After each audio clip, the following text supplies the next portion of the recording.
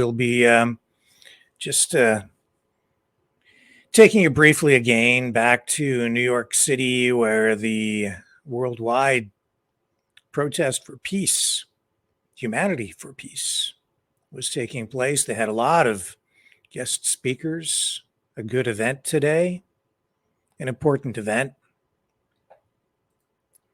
This day, August 6th, marks an important anniversary. It's a time to reflect on a sober chapter in history. It's the anniversary of a day that changed the world forever, the bombing of Hiroshima with the atomic bomb. On this day, on August 6th, 1945, the world witnessed the unimaginable horrors of war. 76 years ago, a bright flash of light tore through the skies, followed by a deafening roar that shook the very core of humanity. The city of Hiroshima, Japan, was devastated, and thousands, hundreds of thousands of lives were lost in an instant. And let us not forget that they also bombed Nagasaki days later. Today, we take a moment to honor the memory of those who perished and extend our thoughts to the survivors who bore the weight of unspeakable suffering. On this anniversary of Hiroshima's bombing, we are reminded in a stark way of the destructive power that humans can unleash upon each other. That tragedy stands as a timeless call for peace and understanding among nations, an urgent plea to break free from the cycle of violence and conflict.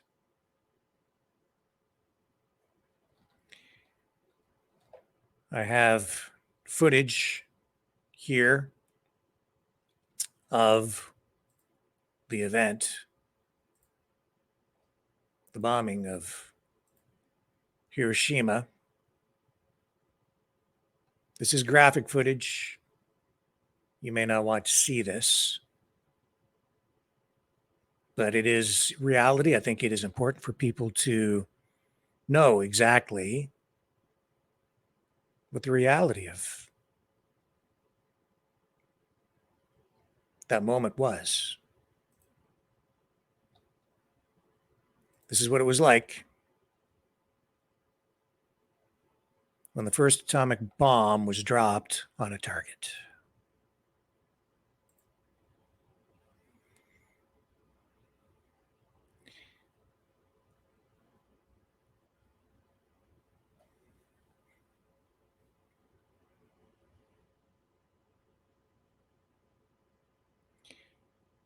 No audio with this, just the horrific images, the devastation afterward.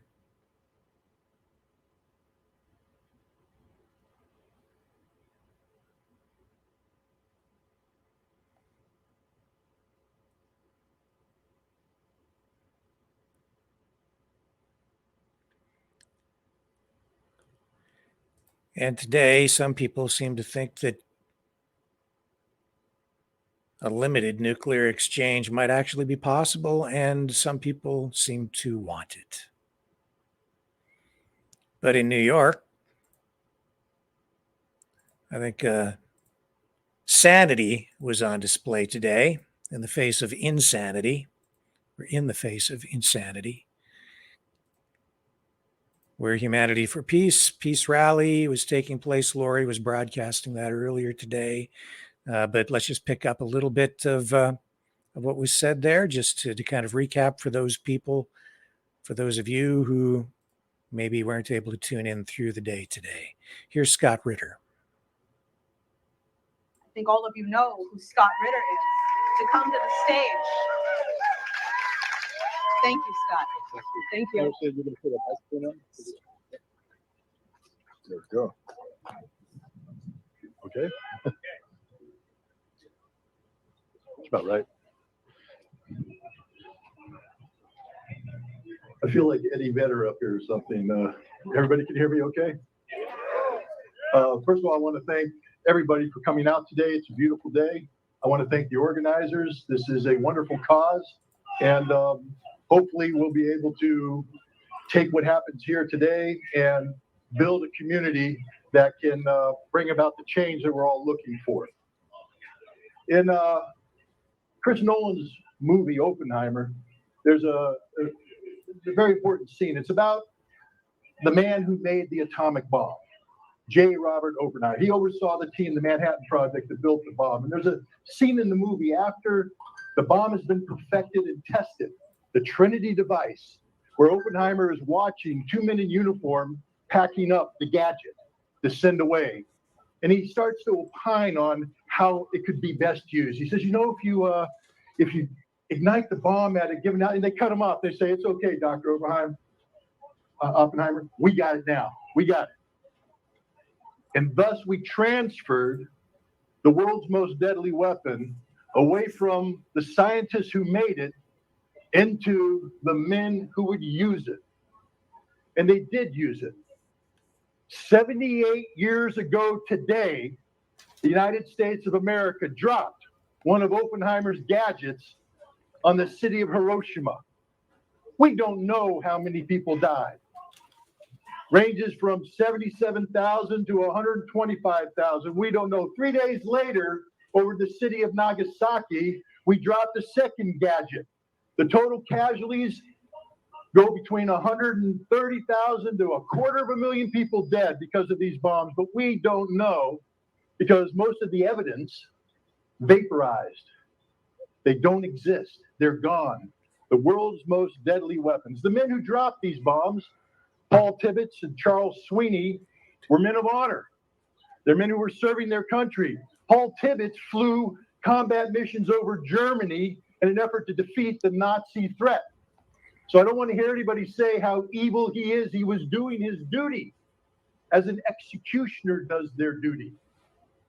He never once voiced any regret for his decision to drop the bomb. To his dying day, he said, what I did was right. You know, and I have some sympathy for Paul Sweeney because when I was in the Marine Corps, I was in a field artillery unit that was nuclear capable. And twice a year, we practiced the procedures we would follow if we were called upon to deliver a nuclear device against a hostile enemy force. And I will tell you right now, with absolute certainty, I and every single Marine would have obeyed those orders had they been issued, because we were the executioners. We weren't the ones who came up with the device. We were the ones who were going to use the device in defense of our nation. But then something happened. In the 1980s, rational thinking seemed to grip the United States. There was an amazing event that took place in June of 1982, right down the road here in New York City. 1 million Americans like yourself gathered there and demonstrated against nuclear war, demonstrated for arms control. At that time, the President of the United States was Ronald Reagan, hardcore conservative. He called the Soviet Union the evil empire. A year after this demonstration, ABC put out a TV series called The Day After. Ronald Reagan watched this series. And after seeing the depiction of what life after a general nuclear exchange between the United States and Soviet Union looked like, he turned to his advisors and he said, is this what it's going to be like? And they said, no, Mr. President, it's going to be far worse. It's going to be worse than you can possibly imagine. And that set off a light bulb in Ronnie Reagan's head. And in December of 1987, he signed the Intermediate Nuclear Forces Treaty with his Soviet counterpart, Mikhail Gorbachev, and began the process of getting rid of J. Robert Oppenheimer's device. It was the first time that the United States and the Soviet Union didn't speak of limiting the growth of nuclear weapons, but actually eliminating these weapons from the face of the earth. And you know who participated in that? You know who led the charge? Who's on the front lines in making this treaty possible? People like me, executioners, formerly trained to use nuclear weapons, and we're now having our skill sets corralled into getting rid of nuclear weapons. And ladies and gentlemen, that was a good thing. Unfortunately, we were not able to maintain the momentum. We got knocked off track. Arms control today is not happening. The last remaining arms control treaty, New START, expires in 2026, and there is no negotiation taking place today to renew it. And this is happening at a time when both the United States and Russia are talking about spending billions of dollars, some would even say trillions of dollars, in modernizing their nuclear forces. But this time the modernization will take place without any limitations, without any restrictions imposed by arms control. It will literally be a nuclear arms race. Now, what makes this more dangerous in the 1980s? In the 1980s, we operated with a doctrine called mutually assured destruction. It meant you use your nukes, we use ours, we all die, therefore, let's not use the nukes. Now, that's a pretty stupid way to live life, but it's better than thinking that you can win a nuclear war. Today, the executioners of Americans' nuclear policy believe a nuclear war can be won. We have a doctrine that says that we can preemptively use nuclear weapons anytime we want to. It's not just me saying this, ladies and gentlemen. We'll take the words out of the mouth of a Trump-era arms control official speaking to the Arms Control Association when he said it is the goal of the Trump administration that every morning Chinese and Russian leaders wake up, they don't know if this is the day we're going to nuke them or not. That's an honest-to-God quote. That's insanity. And yet that's America's policy. Now you'll say, wait a minute, Scott, that's Trump.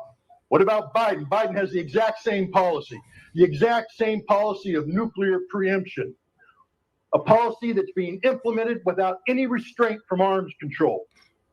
And now we bring in the issue of Ukraine.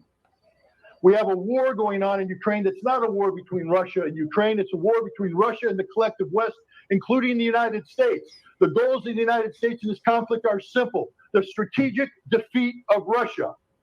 Now, Russia has said that a world without Russia is a world no one will live in, which means if you try to strategically defeat Russia, they will use their nuclear weapons to protect themselves.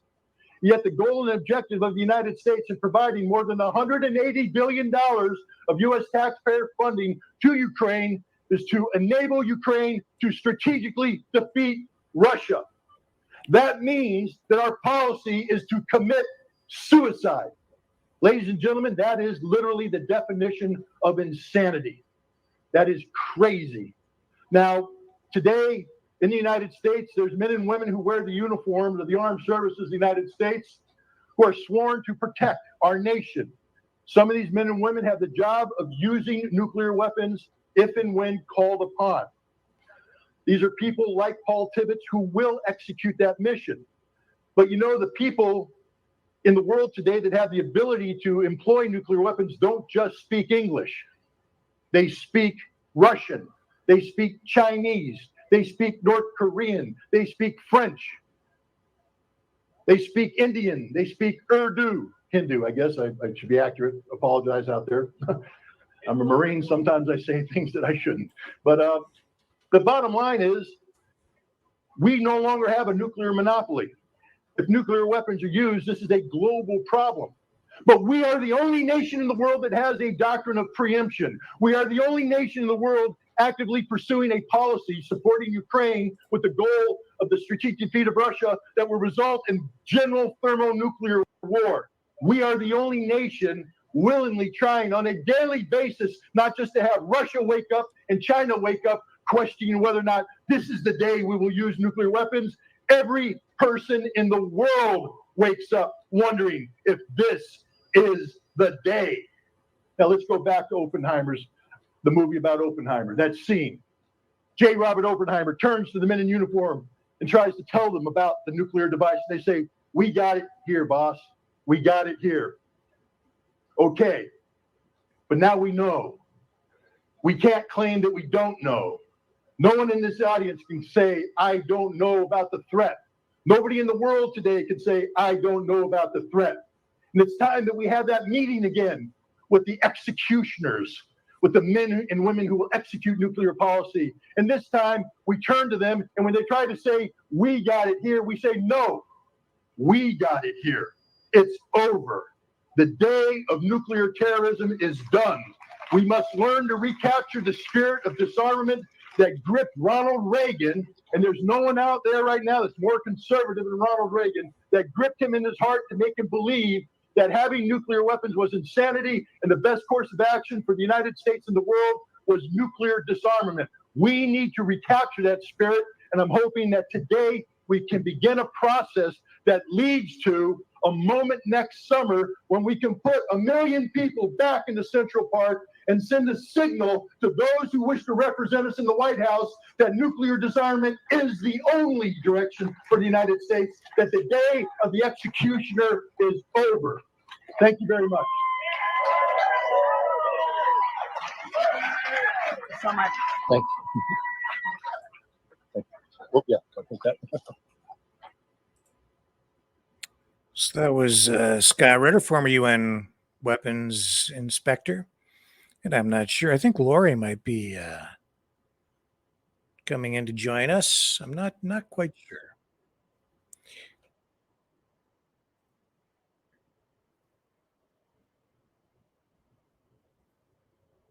Let's take a brief break. I'll be right back. And our coverage will continue.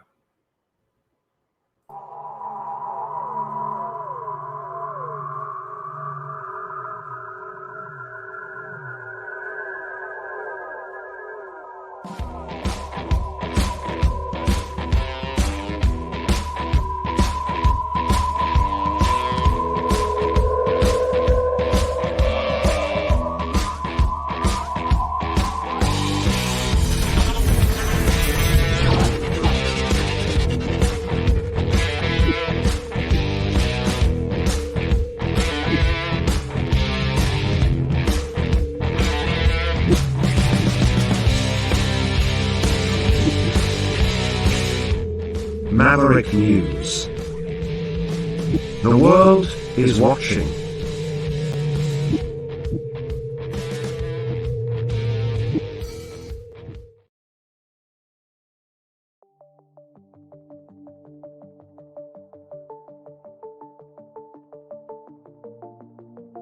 Greetings, brave Mavericks. Our quest for truth continues. We go beyond fake news. Together we expose propaganda. Together we pull others out of rabbit holes. We are maverick thinkers. We are all unique individuals. Defenders of individual rights and freedoms. Credible. Trusted. Grounded in reality. Maverick News. Maverick News. Defending free speech. Free speech. Donate at freedomreporters.com. Do it now. Tomorrow may be too late. Maverick News. The world is watching.